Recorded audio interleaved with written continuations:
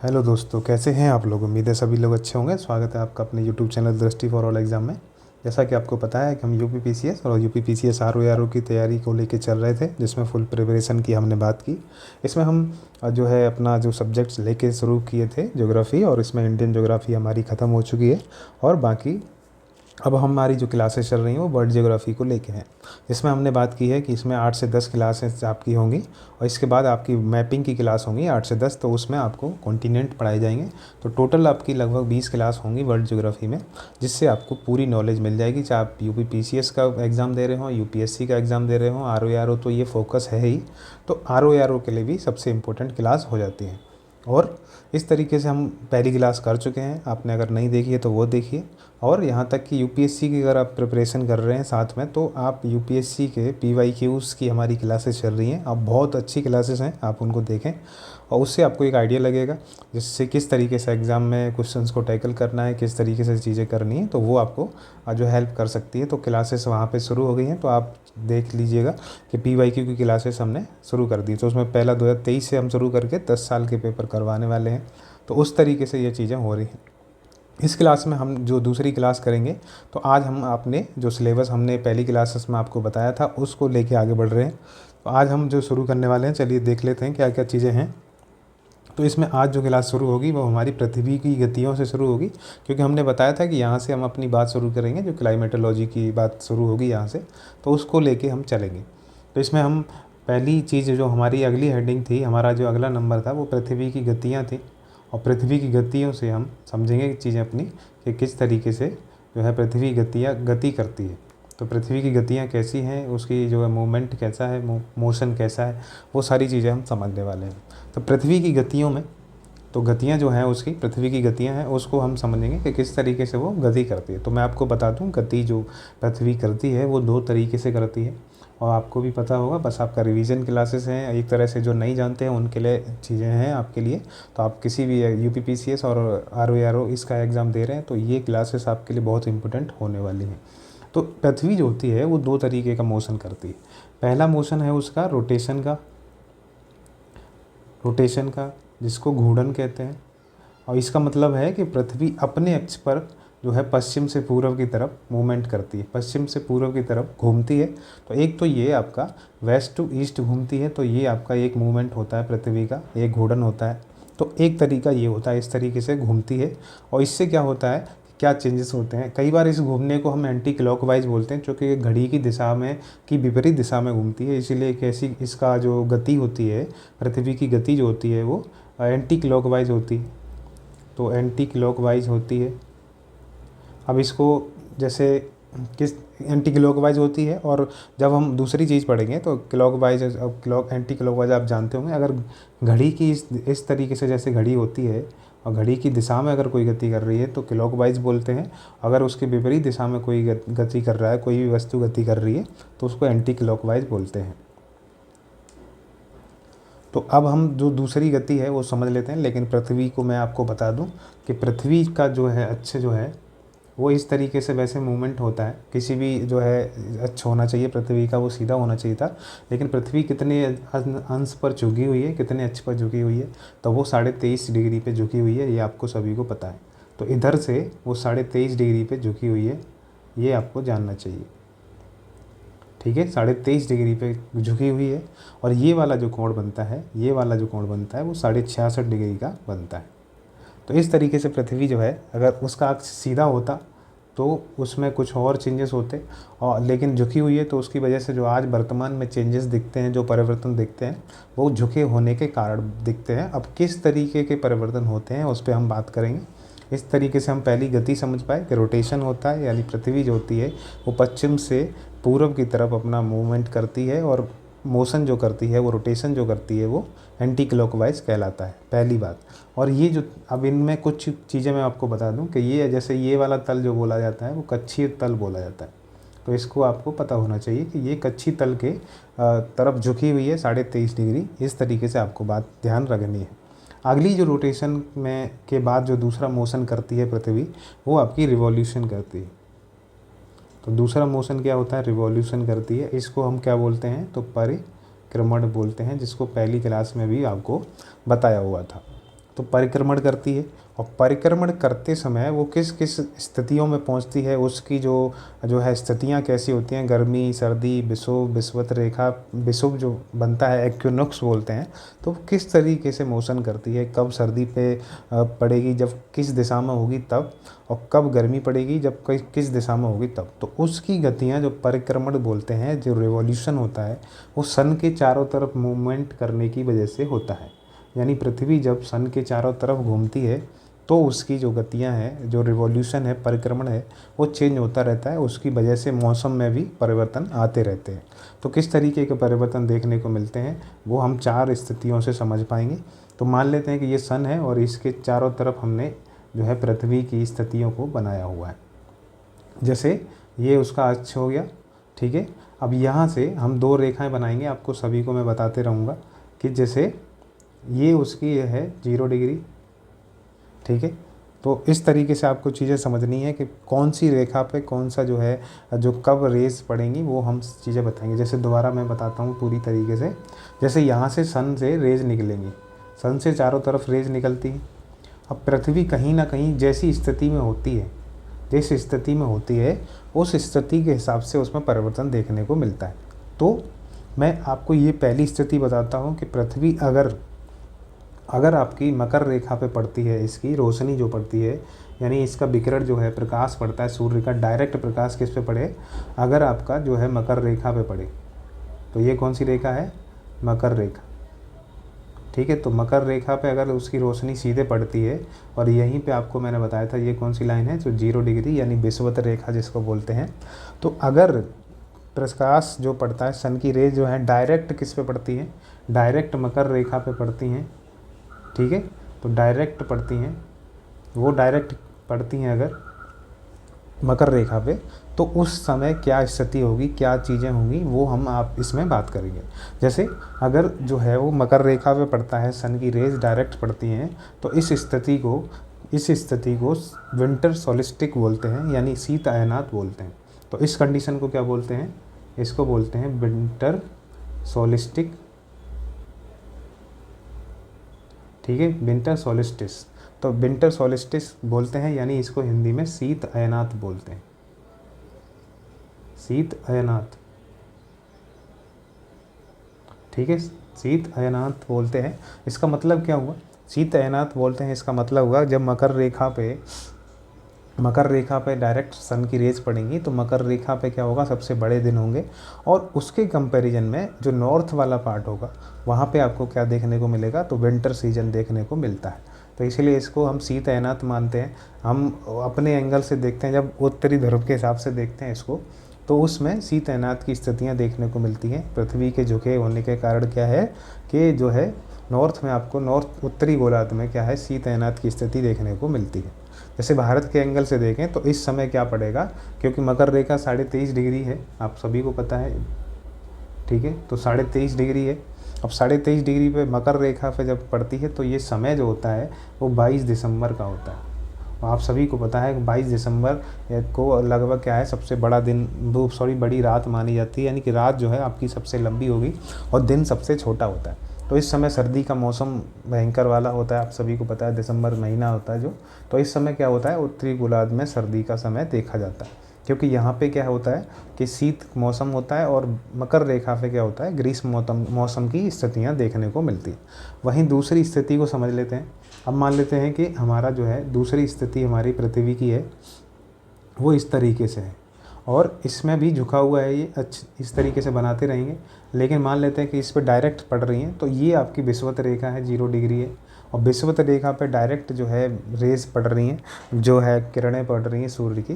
तो इसकी वजह से क्या होता है कि दिन और रात बराबर होते हैं, और बराबर होने की वजह से क्या होता है कि यहाँ पे 12 घंटे का दिन और 12 घंटे की रात होती है। तो ये जो समय होता है वो 21 मार्च का होता है, 21 मार्च का समय होता है, और इसको क्या बोलते हैं, तो विषुव बोलते हैं, ठीक है। तो विषुव की स्थिति होती है, विषुव इसको बोला जाता है। अगर आप इंग्लिश में लिखना चाहें तो इसको इक्विनॉक्स बोलते हैं, इक्विनॉक्स बोलते हैं, तो इक्विनॉक्स बोलते हैं इसको, वो विषुव की स्थिति होती है, ठीक है। तो ये बात आपको ध्यान रखें। इक्विनॉक्स पे क्या है कि यानी विषुव के समय 21 मार्च का समय होता है। इस समय जो है सूर्य की किरणें जो होती हैं वो डायरेक्ट किस पे पड़ती हैं, विषुवत रेखा पे पड़ती हैं, 0 डिग्री यानी कि विषुवत रेखा पे डायरेक्ट पड़ती है। इसकी वजह से क्या होता है, 12 घंटे का दिन 12 घंटे की रात, यानी कि दिन और रात बराबर होते हैं। तो ये दूसरी स्थिति हो जाती है। अब हम तीसरी स्थिति देखते हैं, जब हमारे यहाँ ग्रीष्म ऋतु होगी और पृथ्वी की स्थिति कैसी होगी, तो वो इस तरीके से होगी। अब हम मान लेते हैं कि ये है हमारी झुकी हुई है और यहाँ पे हमारी जो सन की रेज़ पड़ रही हैं वो सन की रेज़ कितने पे पड़ रही हैं, तो ये हम इस तरीके से आपको बताते हैं कि जैसे सन की रेज़ सीधी इस तरीके से मान लो पड़ती हैं, या पृथ्वी को इस तरीके से थोड़ा बनाते हैं कि आपको समझ में आए कि हाँ ठीक है। तो इस तरीके से मान लो ये पड़ रही हैं और पृथ्वी हमारी जो है इस तरीके से है। तो जैसे मान लो ये कर्क रेखा है, यहाँ पे विषुवत है और ये आपकी मकर रेखा है। तो आपकी जो है ये कौन सी है, 23.5 कर्क रेखा। अब इस कर्क रेखा पर जब सन की डायरेक्ट किरणें पड़ती हैं, डायरेक्ट जो है उसकी किरणें पड़ती हैं, तो क्या होता है कि नॉर्थ गोला यानी कर्क रेखा पे सबसे बड़े दिन होंगे, सबसे ज़्यादा ऊर्जा की प्राप्ति होगी, क्योंकि सबसे ज़्यादा रोशनी कहाँ पे प्राप्त हो रही है, कर्क रेखा पे प्राप्त हो रही है। और ये समय जो होता है वो 21 जून का होता है, जिसमें आप सभी को पता है कि सबसे बड़ा दिन ये 21 जून होता है। तो 21 जून को सबसे बड़ा दिन होता है, सबसे ज़्यादा ऊर्जा की प्राप्ति होती है, तो सबसे ज़्यादा गर्मी भी इसी दिन देखी जाती है। तो ये सबसे बड़ा दिन माना जाता है। और इसको हम किस तरीके से डिनोट करते हैं, क्या बोलते हैं इसको, तो जिस तरीके से उसको विंटर सोलिस्टिस बोला था यानी शीत अयनात बोला था, इसको समर सोलिस्टिस बोलते हैं, यानी इसको ग्रीष्म अयनात कहा जाता है। तो सोलिस्टिस यानी इसको क्या बोलते हैं, तो ग्रीष्म अयनात कहा जाता है। तो ये बात आपको ध्यान रखनी है। तो ग्रीष्म अयनात होता है यानी इस समय कर्क रेखा पे जो किरणें पड़ती हैं सूर्य की डायरेक्ट पड़ती हैं, इसीलिए यहाँ पे रोशनी इसको ज़्यादा प्राप्त होती है। ऐसी चौथी स्थिति जो गति होती है चौथी पृथ्वी की, वो भी इस तरीके से होती है, और ये इस तरीके से अक्ष पे झुकी होने के कारण और 0 डिग्री पे इसकी किरणें डायरेक्ट पड़ती हैं। तो 0 डिग्री पे डायरेक्ट पड़ती हैं, और ये क्या है आपका इक्वेटर है। तो ये क्या है आपका इक्वेटर है, और इस पे डायरेक्ट किरणें पड़ने की वजह से क्या होता है, 12 घंटे का दिन और 12 घंटे की रात, यानी दिन और रात बराबर होते हैं। और ये आपका जो है किस समय होता है, तो 23 सितंबर के समय ये आपको देखने को मिलता है। तो 23 सितंबर के आसपास का समय ये होता है जब आपको 0 डिग्री पे डायरेक्ट किरणें पड़ती हैं और लंबवत किरणें पड़ती हैं जब इक्वेटर पे, और इक्वेटर पे जब पड़ती हैं तो उसको क्या बोलते हैं, जब इस समय क्या होगा, दिन और रात बराबर होते हैं। तो जब भी विषुवत रेखा पे डायरेक्ट किरणें पड़ेंगी तो 2 समय पड़ती हैं। आप साल में देख रहे हैं, साल में 2 समय ऐसे आते हैं जब जो है डायरेक्ट किरणें पड़ रही हैं। एक 21 मार्च के आसपास का समय और 23 सितंबर के आसपास का समय जो है, तब आपको दिन और रात बराबर देखने को मिलते हैं। बाकी 22 दिसंबर को आपका शीत अयनात होता है और 21 जून को आपका ग्रीष्म अयनात होता है, जब कर्क रेखा पे डायरेक्ट किरणें पड़ती हैं, और 22 दिसंबर को आपकी मकर रेखा पे डायरेक्ट किरणें पड़ती हैं। तो इस तरीके से आप देखने को मिल रहा है आपको। तो इसमें आपको और चीज़ें समझने की बात है कि जैसे जब पृथ्वी परिक्रमण करती है तो लंबवत किरणें पड़ती हैं कब, तो उसके अक्ष के चारों तरफ घूमने की वजह से उसका जो है उत्तर दक्षिण की तरफ विस्थापन होता है। समझ रहे हैं। तो इसमें मैं आपको क्या बता रहा हूँ कि जैसे जैसे जो है मूवमेंट करती है पृथ्वी सन के चारों तरफ, सूर्य के चारों तरफ, तो क्या होता है उसका उत्तर दक्षिण में विस्थापन हो रहा है। पहले क्या हो रहा है, मकर रेखा पे पड़ रही है, फिर कहाँ पे, कर्क रेखा पे आपको रोशनी देखने को मिलती है।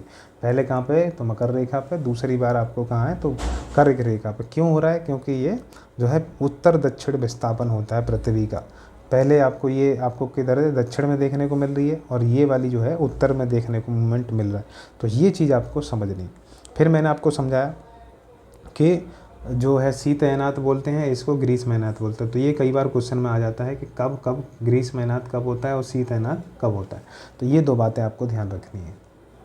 अब मैं आपको एक वैसा डायग्राम बना के दिखाता हूँ जिससे आपको एक आइडिया लगेगा कि जैसे मान लेते हैं ये 3 लाइन है, और ये 3 लाइन आपको ये दिखाएंगी कि कब कब क्या चीज़ें हो रही हैं। जैसे ये मान लेते हैं कर्क रेखा है हमारी,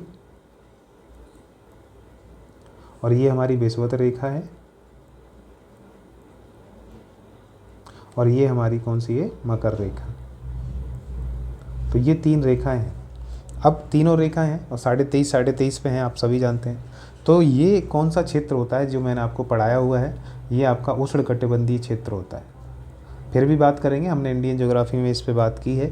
तो ये कौन सा है आपका उष्णकटिबंधीय क्षेत्र है। कौन सा है? उष्णकटिबंधीय क्षेत्र है। यानी उष्णकटिबंधीय क्षेत्र वो होते हैं जो कर्क रेखा और मकर रेखा के बीच के क्षेत्र होते हैं, तो वो उनको हम उष्णकटिबंधीय क्षेत्र कहते हैं। क्यों कहते हैं? क्योंकि कर्क रेखा और मकर रेखा के बीच में सन जो है कभी ना कभी आपको डायरेक्ट लंबवत देखने को मिलेगा। बाकी कर्क रेखा से ऊपर, मकर रेखा से नीचे कभी भी सन जो होता है वो कभी डायरेक्ट उसकी रेज नहीं पड़ती हैं सिर के ऊपर। जैसे हम यहाँ पे कर्क रेखा मकर रेखा के बीच में कभी ना कभी सिर के ऊपर डायरेक्ट किरणों को देख सकते हैं, लेकिन बाकी इसके ऊपर और इसके मकर रेखा के नीचे हमको ये चीज़ें देखने को नहीं मिलती। इसलिए यहाँ पे आपको जो है डायरेक्ट किरणें देखने को मिल सकती हैं। तो इसीलिए इसको उष्णकटिबंधीय क्षेत्र बोलते हैं, क्योंकि आपको यहाँ पे ऊर्जा की प्राप्ति अधिक हो रही है। और अब मैं आपको ये चीज़ बताता हूँ किस तरीके से इसमें परिवर्तन देखने को मिलता है। जैसे अगर हम कर्क रेखा से लेके चलें कि जैसे हमने बात की थी 21 जून की, तो अगर ये दिन 21 जून का मान लें तो 21 जून को सन की जो किरणें हैं वो किस पे लंबवत हैं? वो किस पे लंबवत हैं? कर्क रेखा पे। और इस तरीके से जब आगे बढ़ते हैं तो आपको देखने को मिलता है कि यहाँ पे कौन सा टाइम है? सितंबर का 23 सितंबर। तो 23 सितंबर को आपको देखने को मिलता है कि विषुवत रेखा पे किरणें डायरेक्ट पड़ रही हैं सन की, और डायरेक्ट पड़ने की वजह से क्या है? दिन और रात बराबर हो रहे।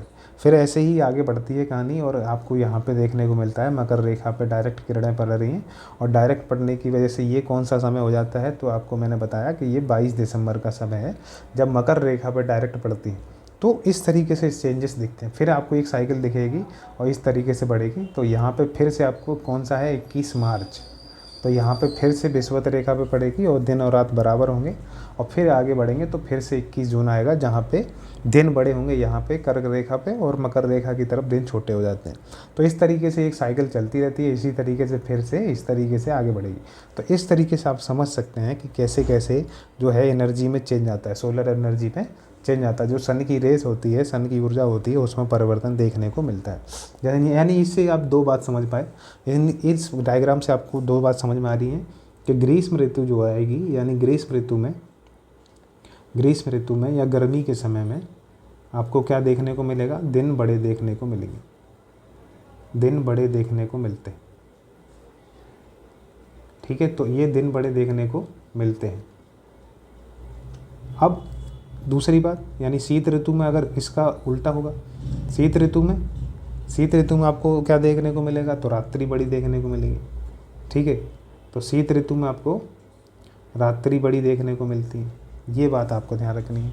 तो शीत ऋतु में रात्रि बड़ी देखने को मिलेंगी। जैसे जिस तरीके से अगर हम बात करें कि 22 दिसंबर के आसपास, यानी जिसको 25 दिसंबर भी बोल लेते हैं कई बार, लेकिन 22 दिसंबर को सबसे बड़ी रात होती है, आप सभी जानते हैं। 21 जून को सबसे बड़ा दिन होता है, ये भी आप सभी जानते हैं।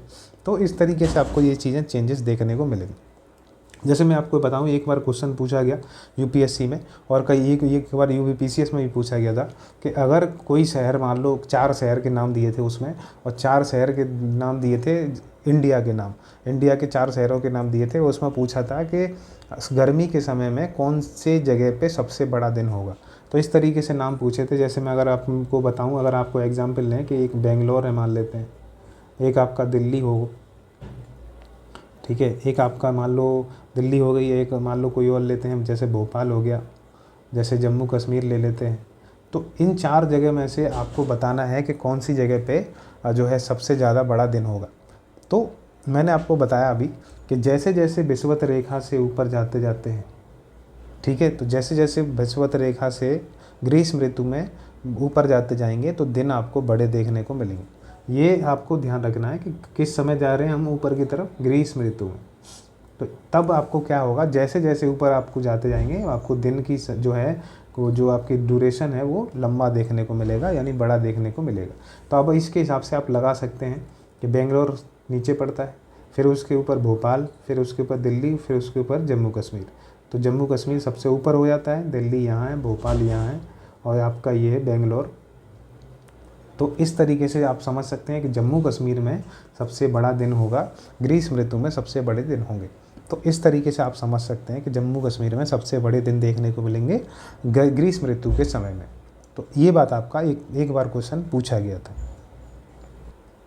अब मैं आपको एक दो बात नोट करके लिखा दूं, अगर आप समझना चाहें लिखना चाहें तो लिख सकते हैं। जैसे पहली बात, इसमें आपको इन गतियों से क्या देखने को मिल रहा है, इनसे एक बात समझ में आ रही होगी कि इनके जो है पृथ्वी के, पहली बात पृथ्वी के अक्ष पे झुके होने के कारण, पृथ्वी के अक्ष पर झुकाव के कारण, ठीक है, एक तो पहला ये पॉइंट झुकाव के कारण तथा परिक्रमण के कारण यानी कि रिवॉल्यूशन के कारण क्या होता है, परिक्रमण के कारण क्या होता है, दिन और रात की अवधि में परिवर्तन देखने को मिलता है। एक तो ये पॉइंट कई बार पूछा जाता है, दिन और रात की अवधि में क्या होता है, आपको परिवर्तन देखने को मिलेगा। दिन और रात की अवधि में आपको परिवर्तन देखने को मिलता है। तो ये बातें आपको समझनी है कि आपको जैसे झुकाव की वजह से पृथ्वी अपने अक्ष पर 23.5 डिग्री झुकी है और सन की जो है मूवमेंट कर रही है यानी रिवॉल्यूशन कर रही है, परिक्रमण कर रही है, उसकी वजह से आपको क्या देखने को मिल रहा है, दिन और रात की अवधि में परिवर्तन देखने को मिलता है। अगर ग्रीष्म ऋतु में जैसे मैंने बताया दिन बड़े होते हैं और रात्रि छोटी होती है, वैसे ही आपको ध्रुवों की तरफ जाते जाएंगे तो आपको वृद्धि देखने को मिलेगी किसमें, दिन की अवधि में, जो ये भी मैंने बात बताई। और इस तरीके से शीत ऋतु में उल्टा हो जाएगा। तो मैंने आपको बताया कि शीत ऋतु में क्या है, दिन बड़े हैं, तो शीत ऋतु में क्या होगा, दिन में कमी देखने को मिलती है। तो ये बात आपको नहीं भूलनी है, यही कई बार क्वेश्चनों में पूछा जाता है। फिर मैंने एक चीज़ आपको उसमें रिवॉल्यूशन में बताई कि अगर विषुवत रेखा पे जो है रोशनी डायरेक्ट पड़ रही है, ठीक है, तो विषुवत रेखा पे अगर सन रेज जो है डायरेक्ट पड़ रही हैं, किरणें डायरेक्ट पड़ रही हैं, तो विषुवत रेखा पे क्या होता है, विषुवत रेखा पे इस तरीके से लिखिए, विषुवत रेखा पर दिन रात क्या होते हैं, दिन और रात बराबर होते हैं। तो ये बात भी आपको नहीं भूलनी है कि दिन और रात बराबर होते हैं।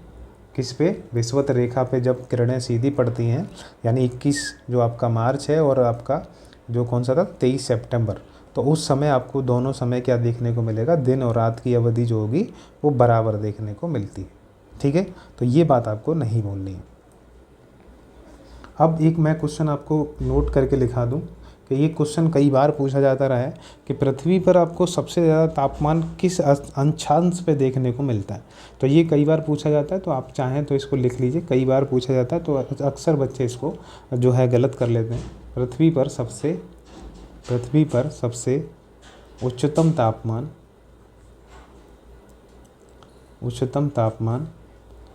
रिकॉर्ड किया जाता है।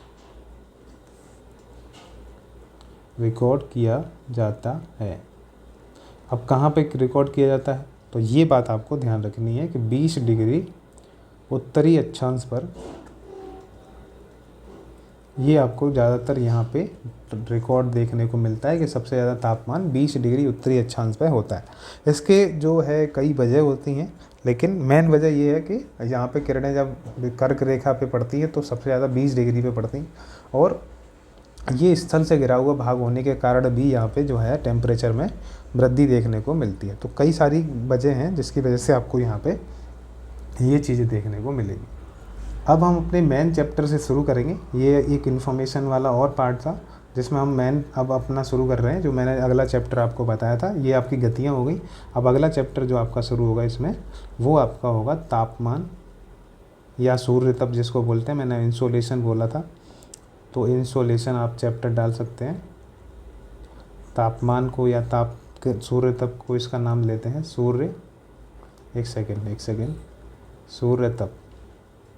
तो ये सूर्य तप है, इसको हम पढ़ेंगे। इंसोलेशन क्या होता है, इंसोलेशन किस तरीके से होता है, किस तरीके से प्रभाव पड़ता है इसका, और इसका प्रभाव पृथ्वी पे कैसे देखा जाता है, तो वो चीज़ें हम समझने वाले हैं। तो ये चैप्टर आपके लिए इम्पोर्टेंट होने वाला है। इससे क्या है, बाकी चीज़ें भी आपको समझ में आने वाली हैं। तो आगे शुरू करते हैं। और इंसोलेशन होता क्या है पहले ये समझ लीजिए। इंसोलेशन का मतलब होता है कि अगर किसी एरिया पे जितनी भी सूर्य की किरणें पड़ रही हैं, तो जितनी संख्या में, जितना अमाउंट में पड़ रही हैं, उसी को हम सूर्य तप या इंसोलेशन बोलते हैं। जैसे मैं अगर आपको लिखूं कि इनकमिंग सोलर रेडिएशन ठीक है। तो इनकमिंग सोलर रेडिएशन जो होती हैं और वो किस अमाउंट में पृथ्वी पे पड़ रही हैं, किस क्षेत्र में पड़ रही हैं, तो उसी को हम क्या बोलेंगे, तो ये आपका इंसोलेशन बोलते हैं। तो इनकमिंग सोलर रेडिएशन और मीजर्ड बाई या मीजर्ड इन, इस तरीके से कर सकते हैं कि किस तरीके से अगर इसको चेक किया जाए तो आप इतना बस एक लिख लीजिए कि सोलर एनर्जी, ठीक है, यानी अमाउंट ऑफ सोलर एनर्जी, इतना लिख सकते हैं, अमाउंट ऑफ सोलर एनर्जी और पर यूनिट एरिया या एरिया में इस तरीके से समझ सकते हैं कि कितने क्षेत्र में सोलर एनर्जी आपको प्राप्त हो रही है, वो आपको क्या कहलाएगा, तो वही आपकी क्या है, सोलर रेडिएशन यानी इंसोलेशन कहलाता है। तो ये बात आपको ध्यान रखनी है। यानी जो पृथ्वी पे किस क्षेत्र में, अगर किसी क्षेत्र में सूर्य तप को देखें कि सूर्य तप का कितनी किरणें आपको कितने अमाउंट में पड़ रही है, कितनी ऊर्जा की प्राप्ति हो रही है, तो उसी को हम क्या बोलते हैं, सूर्य तप बोलते हैं। तो ये बात आपको ध्यान रखनी है।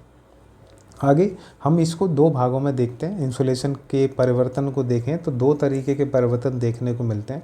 इंसुलेशन यानी सूर्य तप के दो एक तरीके के प्रभाव आपको देखने को मिलेंगे। जैसे इंसुलेशन के दो प्रभाव आपको देखने को मिलते हैं।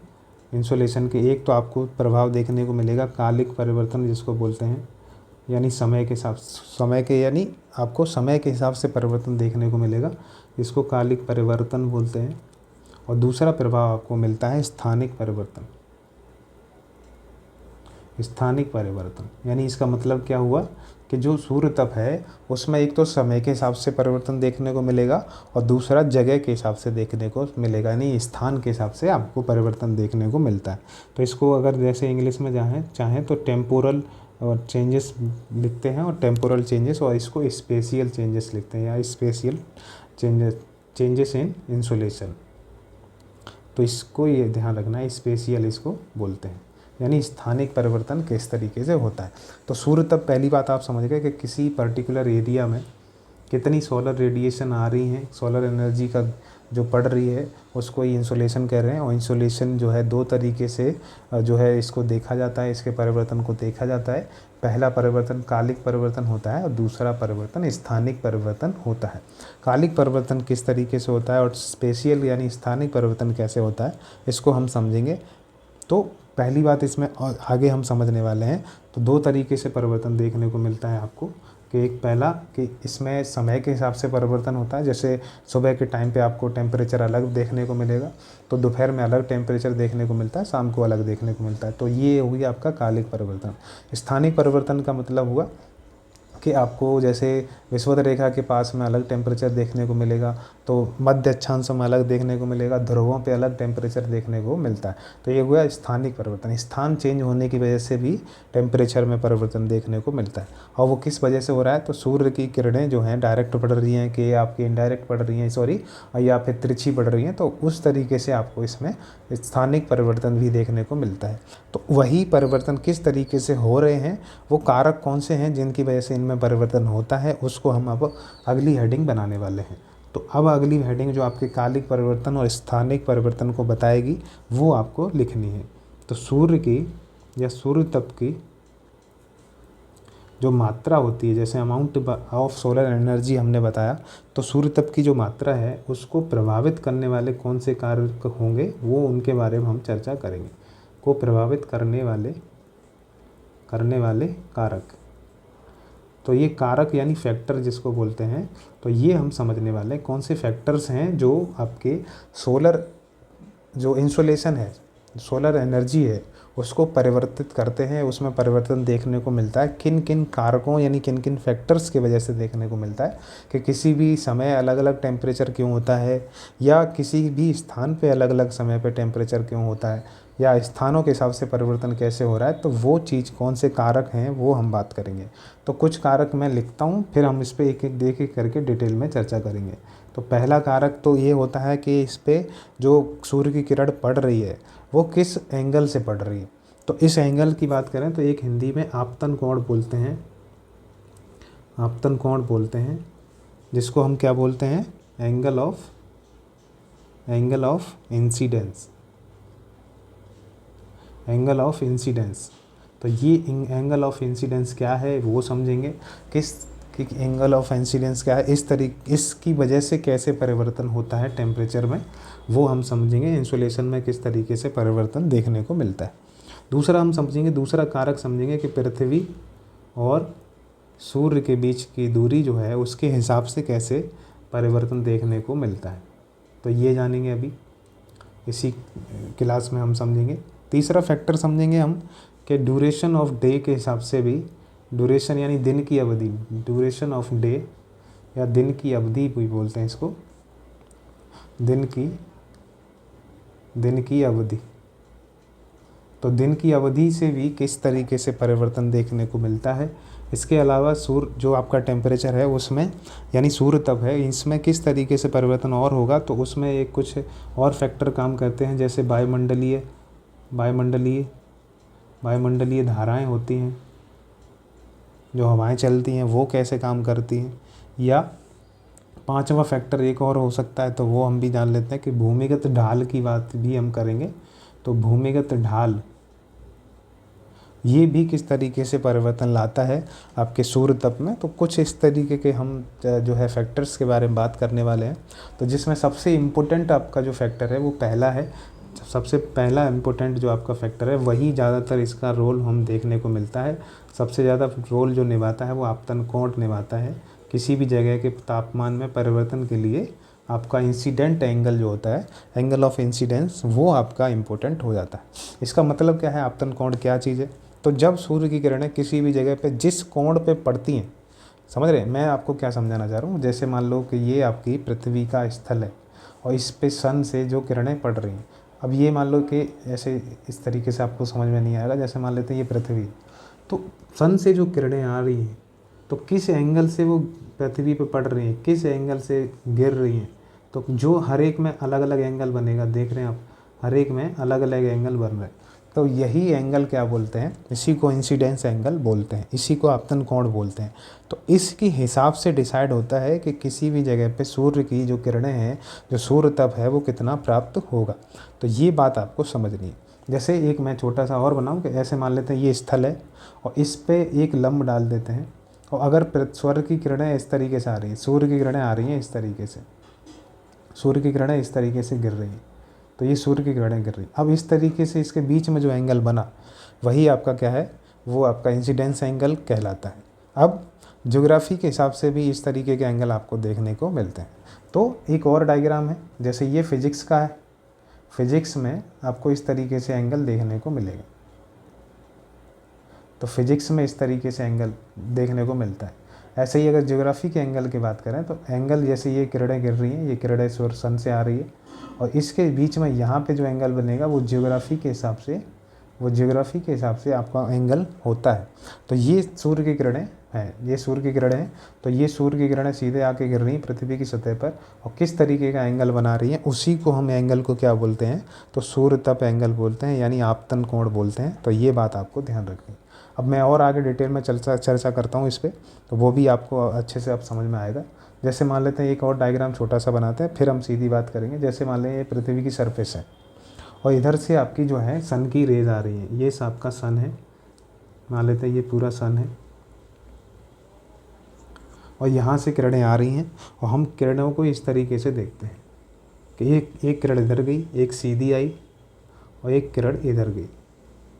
अब ये जो है आपकी किरणें हैं, तो आप इसमें स्थानिक परिवर्तन देखिएगा। इसमें स्थानिक परिवर्तन देखेंगे हम, आपतन कोण में स्थानिक परिवर्तन कैसे होता है। तो मैंने बताया कि जहाँ पे किरणें सीधी पड़ेंगी, वहाँ पर टेम्परेचर क्या होगा, ज़्यादा मिलेगा। और जैसे जैसे हम ऊपर की तरफ जाएंगे टेम्परेचर में क्या होगी, कमी आती जाती है। तो यहाँ पर टेम्परेचर कम देखने को मिलेगा। जैसे जैसे नीचे आएंगे आपको टेम्परेचर में कमी देखने को मिलेगी। कमी क्यों मिलेगी, क्योंकि यहाँ पे क्या है, आपतन कोण बढ़ गया है, यहाँ पे आपतन कोण आपको ज़्यादा देखने को मिल रहा है, मतलब आपको तिरछी किरणें पड़ रही हैं। तो यहाँ पे जो है सूर्य की किरणें होंगी वो वायुमंडल से जाते हुए कई चीज़ों, कई गैसों, कई जो है रुकावटों से टकराते हुए आगे बढ़ेंगी। तो उनकी इंटेंसिटी क्या होगी, वो कम हो जाएगी, यानी उनकी इंसिडेंट पावर कम हो जाएगी, जिससे क्या होगा, वहाँ पे टेम्परेचर कम मिलेगा और सूर्य तप वहाँ पे कम पहुँच पाता है। तो जैसे जैसे किरणें तिरछी हो जाती हैं वहाँ पे आपको तो ये कम देखने को मिलता है। यानी इसका मतलब क्या हुआ, आपको सूर्य तप कम क्यों देखने को मिला, तो क्या है इसका मतलब क्या हुआ कि अगर सूर्य तप की बात करें, सूर्य तप मतलब इंसोलेशन, तो इंसोलेशन की बात करें, सूर्य तप की बात करें और आपतन कोण की बात करें, सूर्य तप और आपतन कोण में क्या होता है, सीधा संबंध होता है। कैसा संबंध होता है, सीधा संबंध देखने को मिलता है। यानी इसका मतलब क्या है, आपतन कोण ज़्यादा होगा तो आपका सूर्य तप ज़्यादा होगा, आपतन कोण कम होगा तो सूर्य तप कम होगा। जैसे ये आपको क्या दिखा रहे हैं कि मान लेते हैं कि जैसे ये सीधा कितनी डिग्री पे पड़ रहा है, तो ये 90 डिग्री पे पड़ रहा है, और जैसे जैसे इधर आप तिरछे होते जाएंगे तो आपके कोण की जो वैल्यू है वो कम होती जाएगी, जैसे जैसे कम होते जाएंगे वो कोण की वैल्यू कम होती जाएगी। इस तरीके से आपको कम देखने को मिलेगा। तो यहाँ पे सीधे आपको 90 डिग्री देखने को मिलता है। तो इस तरीके से आपको इसमें चेंजेस देखने को मिलते हैं। तो अब इसका मतलब क्या है, इसमें एक और पॉइंट आपको मैं लिखा दूं कि ये कहना चाह रहे हैं कि जैसे जैसे हम ध्रुवों की तरफ जाएंगे, जैसे जैसे हम ध्रुवों की तरफ जाते हैं, क्योंकि आपको पता है कि पृथ्वी कैसी शेप में है, पृथ्वी की शेप कैसी है, तो पृथ्वी की शेप भी लिख लीजिए। कई बार क्वेश्चन में आ जाती है कि पृथ्वी का आकार, पृथ्वी की आकार या पृथ्वी का आकार कैसा है। तो ये पूरा गोल आकार नहीं है, आपको सभी को पता है गोल आकार नहीं है, तो ये इलिप्टिकल शेप में होता है, ये जियोड शेप में होता है। तो एक गोलाभ आकृति होती है इसकी, किस तरीके की गोलाभ आकृति होती है, तो ये बात आपको ध्यान रखनी है। किस तरीके की आकृति है, तो ये इलिप्टिकल आकृति होती है। तो इसको इस तरीके से हम समझ सकते हैं।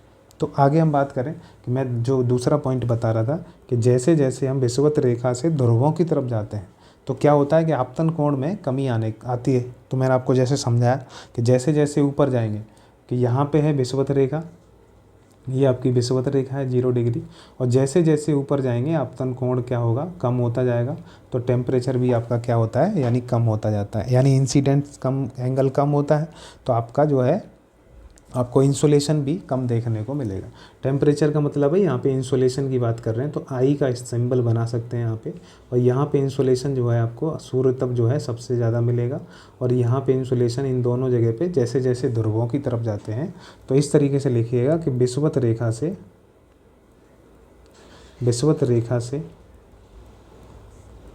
ध्रुवों की तरफ, ध्रुवों की ओर किस जाने पर आपतन कोण में कमी आने लगती है, जिसके कारण क्या होता है, जिसके कारण सूर्य तप में भी कमी आने देख लगती है, जिसके कारण सूर्य तप में भी कमी देखी जाती है। तो ये बात आपको ध्यान रखनी, जैसे जैसे विषुवत रेखा से सूर्य ध्रुवों की तरफ जाएंगे तो उसमें आपको क्या देखने को मिलेगा, तो आपको कमी देखने को मिलेगी समय के हिसाब से। अब जैसे जैसे ध्रुवों से विषुवत रेखा से ध्रुवों की तरफ जा रहे हैं तो आपको स्पेशियल परिवर्तन देखने को मिल रहा है, स्थानिक परिवर्तन देखने को मिल रहा है। अब अगर हम इसी में कालिक परिवर्तन की बात करें तो मैंने आपको जैसे अभी जो उसकी परिक्रमण बताया था, तो उस एंगल से समझ सकते हैं कि जैसे जैसे आपतन कोण के क्या होता है कि कालिक परिवर्तन अगर समझें तो पृथ्वी एक तो अक्ष पे झुकी हुई है, मैंने बताया 23.5 डिग्री झुकी हुई है पहली बात, तो झुकने की वजह से, और फिर मैंने कहा कि ये सन के चारों तरफ जो है चक्कर लगा रही थी, पहले यहाँ थी, फिर इधर आई, फिर इधर आई, और फिर इधर आई, और फिर इधर। तो इस तरीके से जो चक्कर लगा रही है, एंटी क्लॉकवाइज चक्कर लगा रही, तो ऐसे चक्कर लगा रही, घूर्णन भी एंटी क्लॉकवाइज कर रही। तो ये जो चक्कर लगा रही है और झुकाव के कारण क्या होता है, इसमें भी परिवर्तन देखने को मिलता है। पहले आपको मकर रेखा पर देखने को मिला, फिर कर्क रेखा पर मिला। तो इस तरीके के परिवर्तन क्या है कि कालिक परिवर्तन देखने को मिल रहे हैं कि कभी तो यहाँ पे 21 जून को आपको सबसे बड़ा दिन देखने को मिल रहा है, तो कभी यहाँ पे 22 दिसंबर को आपको सबसे बड़ी यहाँ पे भी दिन देखने को मिलेगा, लेकिन रात यहाँ पे अगर उत्तरी गोलार्ध में देखें तो रात बड़ी हो जाती है। ठीक है, मकर रेखा पे तो दिन बड़ा होगा, लेकिन अगर यहाँ के हिसाब से बात करें यानी कि उत्तरी गोलार्ध के हिसाब से बात करें तो यहाँ पे रात क्या होगी, चूँकि यहाँ पे क्या है गर्मी, सूर्य जो है शीत ऋतु है, तो यहाँ पे रात बड़ी होंगी, और मकर रेखा पे 22 दिसंबर को दिन बड़े होंगे। ये बात आपको ध्यान रखनी है। ठीक है। तो इस तरीके से आप देख रहे हैं कि इसमें कालिक परिवर्तन हो रहा है, यानी कि आपको समय के हिसाब से भी परिवर्तन देखने को मिल रहा है। ठीक है। तो ये कालिक यानी काल, काल मतलब समय, समय के हिसाब से भी परिवर्तन देखने को मिल रहा है। और दूसरा हमने स्थान को देखा, स्थान के हिसाब से भी आपको परिवर्तन देखने को मिल रहा था।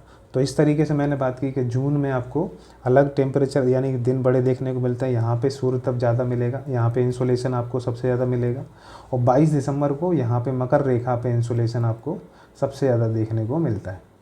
तो ये दोनों बातें आपको ध्यान रखनी कि यहाँ पे इंसोलेशन ज़्यादा है 22 दिसंबर को, और यहाँ पे इंसोलेशन ज़्यादा है 21 जून को। तो इस तरीके से भी आपको देखने को चीज़ें मिलती हैं। अब दूसरा जो हमारा कारक था, दूसरा कारक समझते हैं कि जिसको मैंने बताया कि दिन की अवधि या ड्यूरेशन ऑफ डे, या दिन की अवधि किस तरीके से रोल निभाती है।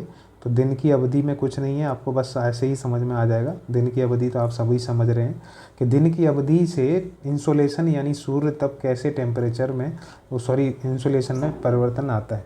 तो सूर्य तप में किस तरीके से परिवर्तन देखने को मिलेगा। तो सूर्य तप में दिन की अवधि में जैसे सूर्य सुबह आपको देखने को मिलता है कि जो है तिरछी किरणें पड़ने की वजह से क्या है, इसमें टेम्परेचर यानी कि इंसोलेशन कम प्राप्त होता है। लेकिन जैसे ही सूर्य हमारे दोपहर के 12 बजते हैं, दोपहर के 12 बजे, तो दोपहर के 12 बजे लंबवत हो जाता है। इसकी वजह से क्या है, आपतन कोण सर्वाधिक होता है। तो दोपहर में आपतन कोण क्या होगा, आपतन कोण सर्वाधिक होगा, और सर्वाधिक होगा तो इस समय सर्वाधिक कोण मैंने आपको बताया सीधा संबंध होता है आपतन कोण में और सूर्य तप में। यानी आपतन कोण ज़्यादा होगा तो क्या होगा, सूर्य तप भी ज़्यादा मिलेगा। तो आपतन कोण भी ज़्यादा यानी कि एंगल ऑफ क्या बोलते हैं, एंगल ऑफ इंसिडेंस, ये भी ज़्यादा होगा, और आपका इंसुलेशन जो है ये भी ज़्यादा होगा। तो ये दोनों बातें आपको ध्यान रखनी है कि आपतन कोण जितना ज़्यादा होगा सूर्य तप उतना ज़्यादा होगा, आपतन कोण के कम होने पर सूर्य तप भी कम होता है। तो ये तो हो गया ड्यूरेशन ऑफ द डे, यानी कि दिन की अवधि के हिसाब से आप किस तरीके से जो इंसोलेशन यानी कि सूर्य तप में परिवर्तन आता है। अब तीसरा फैक्टर की बात कर लेते हैं। यहाँ तीसरा फैक्टर जो हमने बात की थी कि पृथ्वी और सूर्य की जो बीच की दूरी है उसके हिसाब से। तो सूर्य और पृथ्वी यानी पृथ्वी और सूर्य के मध्य दूरी किस तरीके से इंसोलेशन में परिवर्तन लाती है, इंसोलेशन मतलब सूर्य तप में परिवर्तन लाती है, ये भी हम देख लेते हैं। तो मैंने बताया पहली बात तो कि पृथ्वी की स्थिति कैसी है कि गोलाव आकृति की है, यानी कि दीर्घवृत्तीय भी बोलते हैं, एलिप्टिकल बोलते हैं, दीर्घवृत्तीय। तो ये आकार कैसा है पृथ्वी का, तो आकार कैसा है, तो दीर्घवृत्तीय आकार है। दीर्घवृत्तीय मतलब इस जैसे अंडा खाया होगा आपने, इस तरीके से बॉल होती है इस गोल, तो वो गोल ना होके किस तरीके से है, इस तरीके से। तो इलिप्टिकल है, इलिप्टिकल यानी कि अंडा जैसा होता है वैसे।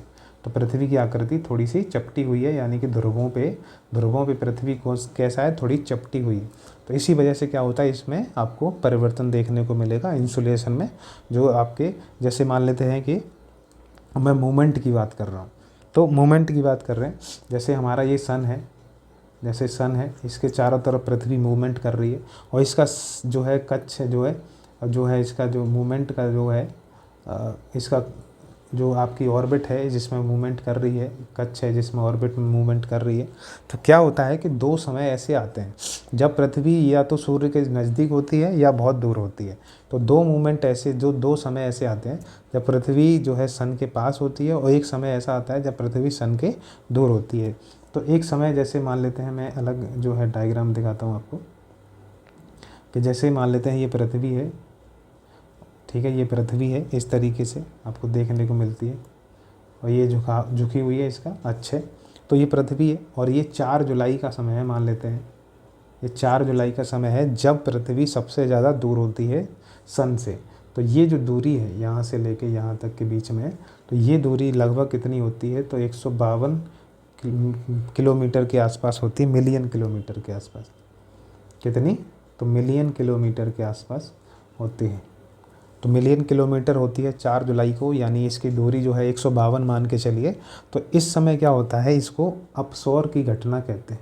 इसको क्या बोलते हैं, तो अपसौर की घटना बोलते हैं, अपसौर की घटना बोलते हैं। तो इस समय अपसौर बोलते हैं। वहीं दूसरी स्थिति देखते हैं, और यहाँ पे पृथ्वी को देखते हैं, और यहाँ पे पृथ्वी को देखते हैं, तो ये अपने इस तरीके से मूवमेंट कर रही है, और यहाँ पे जो दूरी होती है वो 147 मिलियन किलोमीटर होती है। तो 147 होती है, वहाँ पे 152 है, तो यहाँ इसका मतलब है ये पास में है। तो ये स्थिति क्या दिखा रही है आपको, पास दिखा रही है। और 3 जनवरी का समय होता है जब पृथ्वी सूर्य के पास में होती है। लेकिन अक्ष इसके दूसरी तरफ होने की वजह से इस समय हमारे उत्तरी गोलार्ध में क्या होता है, सर्दी का समय होता है। लेकिन इस स्थिति को क्या बोलते हैं, तो इस स्थिति को उपसौर बोलते हैं। वो अपसौर है, ये उपसौर है। इसको इंग्लिश में अगर आप बात करें तो इसको पेरीहेलियन बोलते हैं। इसको क्या बोलते हैं, पेरीहेलियन। और इसको क्या बोलते हैं, एपीहेलियन। तो एपीहेलियन और पेरीहेलियन। तो अपसौर का समय जो होगा वो ज़्यादा समय दूरी होती है, और उपसौर के समय दोनों के मध्य में कम दूरी होने की वजह से क्या होता है कि इसमें सूर्य तप में परिवर्तन देखने को मिलता है। तो मैंने बताया कि 3 जनवरी को क्या होता है, उपसौर होता है और सबसे नज़दीक होती है। तो आपको इस समय क्या होगा, इस समय आपको सबसे ज़्यादा टेम्परेचर देखने को मिलेगा, यानी इंसोलेशन जो है आपको, ये सूर्य तप जिसको बोलें, अगर इस तरीके से मैं लिखूं कि सूर्य तप इस समय आपको क्या देखने को मिलेगा, ज़्यादा देखने को मिलेगा। ये तीर का निशान मतलब ज़्यादा देखने को मिल रहा है। तो इस समय आपको सूर्य तप जो है अपेक्षाकृत जो है, अगर नॉर्मल समय से देखें तो ज़्यादा देखने को मिलेगा। जबकि इस समय क्या होगा, इस समय आपको क्या होगा कि सूर्य तप जो है, पहले बात तो दूरी है, इन दोनों के मध्य में दूरी सबसे ज़्यादा है। तो इसके समय क्या होगा, सबसे ज़्यादा सूर्य तप की जगह सबसे कम सूर्य तप देखने को मिलेगा। तो सूर्य तप इस समय क्या है, सूर्य तप इस समय कम देखने को मिलता है। तो सर्वाधिक कमी किस समय देखने को मिलेगी, तो अपेक्षाकृत कम मात्रा में आपको सूर्य तप देखने को मिलेगा अपसौर के समय। और अपेक्षाकृत ज़्यादा सूर्य तप आपको कब देखने को मिलेगा, तो उपसौर के समय देखने को मिलेगा, जो 3 जनवरी के आसपास होता है। तो ये बात आपको समझनी है कि इस तरीके से भी दूरी के मध्य जो दूरी में डिफरेंस आ रहा है, उसके हिसाब से भी इसमें परिवर्तन देखने को मिलता है। अब क्या होता है कि आप सभी जानते हैं कि उत्तरी गोलार्ध में 3 जनवरी के आसपास का समय क्या होता है, शीत ऋतु का समय होता है। उत्तरी गोलार्ध में क्या होता है, शीत ऋतु का समय होता है। लेकिन चूंकि ये पास होने की वजह से यहाँ पे सूर्य तप ज़्यादा मिलता है, इसीलिए यहाँ की शीत ऋतु ज़्यादा शीत नहीं हो पाती, यानी ठंडी जो होती है वो ज़्यादा प्रकांड तरीके की ठंड नहीं पड़ पाती, क्योंकि यहाँ सूर्य और पृथ्वी जो है वो करीब हैं। इसी वजह से सूर्य तप ज़्यादा मिल रहा है, इसी वजह से ज़्यादा ठंडी नहीं पड़ पाती। और जब सूर्य तप दूर ज़्यादा होता है, और इस समय क्या होता है, उत्तरी गोलार्ध में जो है सूर्य तप जब अपसौर का समय जब होता है, तो पृथ्वी जो होती है वो अगर देखें तो सबसे ज़्यादा दूर होती है। लेकिन इसका जो है अक्ष जो होता है वो इसके सन की तरफ होता है। तो सन की तरफ होने की वजह से क्या होता है कि यहाँ पे गर्मी थोड़ी सी ज़्यादा पड़ जाती है। तो इस तरीके से आप देखने को मिलती हैं चीज़ें, इसमें परिवर्तन देखने को मिलता है।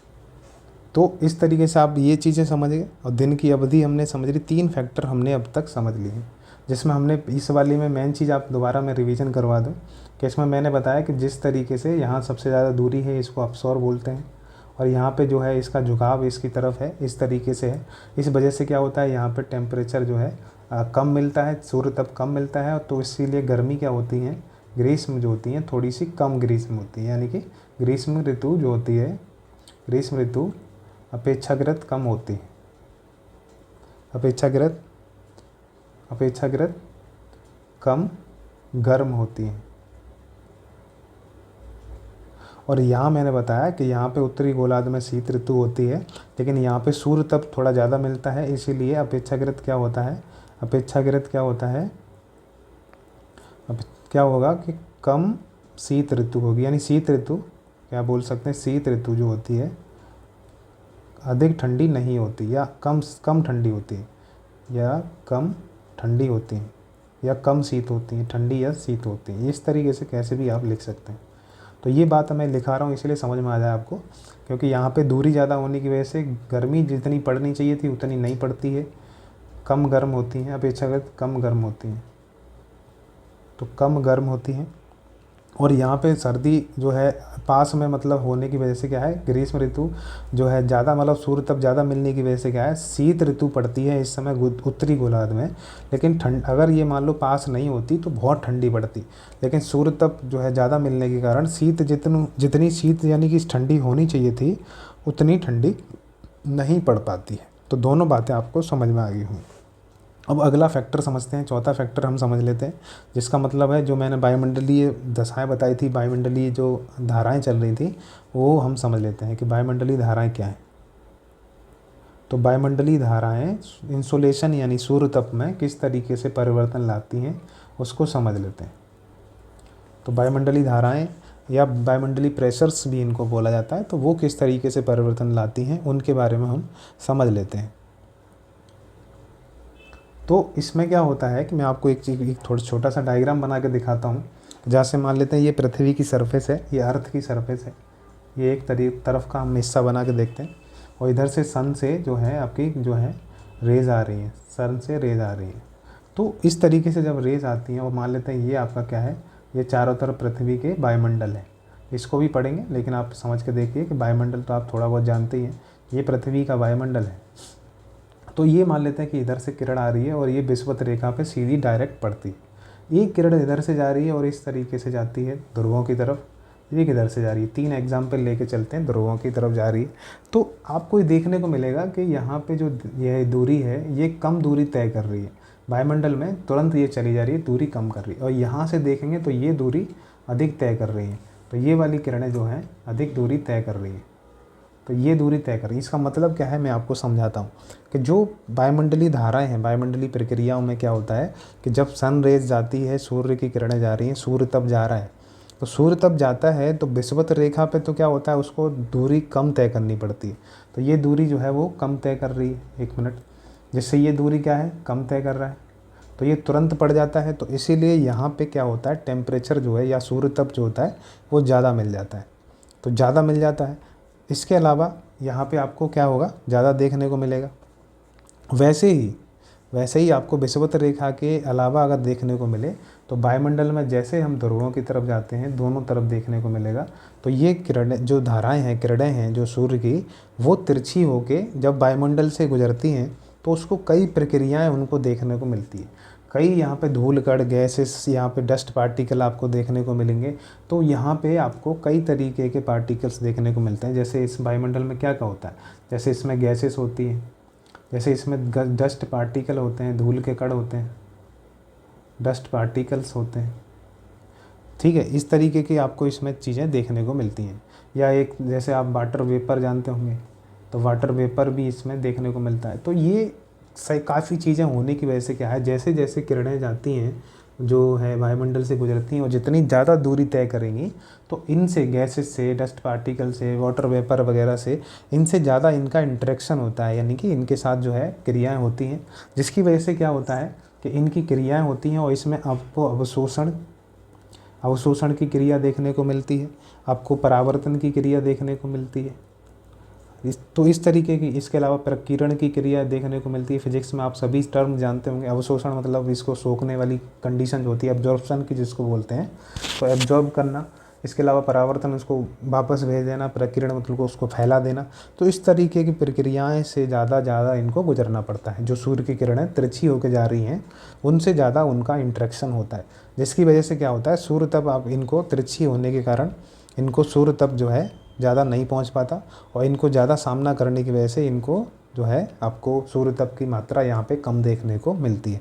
तो ये भी आपका जो क्रियाएं हो रही हैं, और जो एटमॉस्फेरिक जो वायुमंडलीय क्रियाएं बन रही थी, वायुमंडलीय धाराओं की वजह से भी क्या होता है, ये प्रक्रियाओं की वजह से भी ऐसी चीज़ें हो जाती हैं कि सूर्य तप में कमी देखने को मिलती है, यानी उसमें भी परिवर्तन देखा जाता है।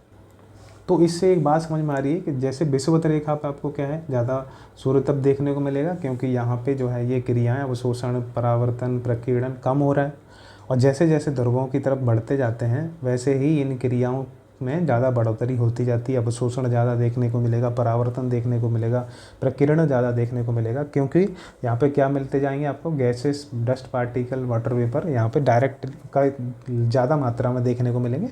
इसकी वजह से इनके साथ क्रियाएं ज़्यादा होती हैं और ये आपको जो है सूर्य तप की मात्रा में कमी करती हैं। ऐसे ही आपने देखा होगा कि अगर मान लेते हैं किसी जगह पे मौसम जो है, बादल हो रहे हैं, एक मान लो बादल हो रहे हैं, तो बादल जब होते हैं और सूर्य तप जब आता है तो बादल क्या करते हैं, इसको वापस भेज देते हैं। सूर्य तप इस तरीके से आया, सनरेज ऐसे आई और वापस इस तरीके से भेज दी। तो अगर किसी जगह पे बादल हैं और बादल होने की वजह से क्या होता है कि वहाँ पे जो लैंड है, मान लेते हैं यहाँ पे, फिर टेम्परेचर जो है कम मिल पाएगा, यानी इंसोलेशन या सूर्य तप जो है आपको कम प्राप्त होगा। तो यहाँ पे सूर्य तप को आपको कम प्राप्त होगा। अब मान लें दूसरी कंडीशन समझते हैं कि जैसे ये खाली ज़मीन है और यहाँ पे कोई सूर्य वो नहीं है, यहाँ पे कोई बादल नहीं है, यहाँ पे पक्षी उड़ रहे हैं, मस्त हवा है, खाली है। तो यहाँ पे जब सूर्य की किरणें आएंगी तो डायरेक्ट पृथ्वी पे पड़ेंगे। ठीक है, तो इस तरीके से यहाँ पे मान लेते हैं ये I1 हो गया, इसको I1 ले लेते हैं और इसको I2 ले लेते हैं। तो आप देखने को मिलेगा कि यहाँ पे I2 जो है, I1 जो है वो ज़्यादा सूर्य तप यहाँ पे मिलेगा और I2 वाली जगह पे कम सूर्य तप मिलेगा, क्योंकि बादलों ने क्या किया, जो सूर्य तप आया था, जो किरणें आई थी, वो वापस भेज दी हैं। तो वापस भेजने की वजह से ऐसी कंडीशन बन जाएगी कि I1 जो होगा वो ज़्यादा हो जाएगा और I2 जो होगा वो कम हो जाएगा। तो इस तरीके का संबंध देखने को मिलता है। अगर बादल हैं तो उस जगह पे आपको टेम्परेचर कम देखने को मिलता है, तो इसीलिए आपको ठंडा फील होता होगा जब बादल का समय होता है। तो यही प्रक्रिया है जिसकी वजह से ऐसा होता है। तो ये चीज़ें हमने समझा दी। तो आज के जो चैप्टर में हम इतना ही रखते हैं, क्योंकि आपको जो है थोड़ी थोड़ी चीज़ें करके बतानी है, चाहे 1-2 क्लास एक्स्ट्रा लग जाए, लेकिन आपको चीज़ें अच्छे से समझ में आनी चाहिए। तो अब हम अगला चैप्टर जो पढ़ेंगे वो हीट बजट से आगे शुरू करेंगे। हीट बजट क्या है वहाँ से बात शुरू करेंगे, हीट बजट से बात हम शुरू करेंगे और यहाँ से आगे बढ़ेंगे। कल हम कोशिश करेंगे 2-4 चैप्टर और आपको एक्स्ट्रा हम जल्दी से पढ़ा दें। आज का जो हुआ वो बेसिक्स चल रहा है, अब हम थोड़ा सा स्पीड पकड़ेंगे, तो आप भी स्पीड पकड़िएगा हमारे साथ ही। तो चीज़ें तब तक हम ऐसे ही करते जा रहे हैं। ये 2 क्लास हुई हैं आपकी, थोड़ी थोड़ी सी स्लो चली हैं, लेकिन अब जो होगी वो जल्दी से आपको चीज़ें कराई जाएंगी। तो इसके लिए आप थोड़ा सा अपनी अब क्षमता बढ़ाइए, इनको रिवीजन करिए, इंडियन ज्योग्राफी को रिवाइज करिए, तो उससे ज़रिए क्या है आपको चीज़ें और आसानी से समझ में आ जाएगी। इसी के साथ अपना जो रिवीजन करना है या टेस्ट पेपर लगाने हैं, तो हमारी क्लासेस और चल रही हैं। यूपीएससी की क्लासेस PYQ चल रहे हैं, तो आप चाहें तो वहाँ पे देखिए, वो आपके लिए बहुत फ़ायदेमंद करने वाले हैं। चाहे यूपीएससी दे रहे हो या RO या PCS, उन सब एग्ज़ाम में आपके वो वाले क्वेश्चन भी इंपॉर्टेंट हो जाते हैं। कई बार डायरेक्ट क्वेश्चन पूछ ले जाते हैं वहीं से उठा के, या कई बार UPPCS के क्वेश्चन यूपीएससी में आ जाते हैं 1-2 बार, तो वहाँ कम चांस है, लेकिन यूपीएससी के क्वेश्चन अक्सर उठा लिए जाते हैं। डायरेक्ट छोटे छोटे जो क्वेश्चन होते हैं वो आपके उठा लिए जाते हैं वहाँ से, और RO या PCS में आपके डाल दिए जाएंगे। तो उन पेपर्स को भी आप चाहें तो वहाँ कर सकते हैं। अच्छे से डिटेल चर्चा की जा रही है। तो तब तक के लिए इस क्लास को रिवाइज करिए। अगली क्लास में थोड़ा सा हम स्पीड बढ़ाएंगे और अपने जो है चीज़ें जल्दी से ख़त्म करेंगे। फिर मैपिंग की क्लास से हम शुरू करते हुए अपनी वर्ल्ड ज्योग्राफी और इंडियन ज्योग्राफी दोनों हम फिनिश करने वाले हैं। चलिए, तो फिर मिलते हैं किसी अगली वीडियो में, और तब तक के लिए अपना जो है पढ़ाई जारी रखिए। हमारी इन्वायरमेंट की क्लास चल रही है, उनसे जुड़े रहिए, और तब तक मिलते हैं किसी और वीडियो में। अपना ख्याल रखिए, पढ़ाई करते रहिए। धन्यवाद।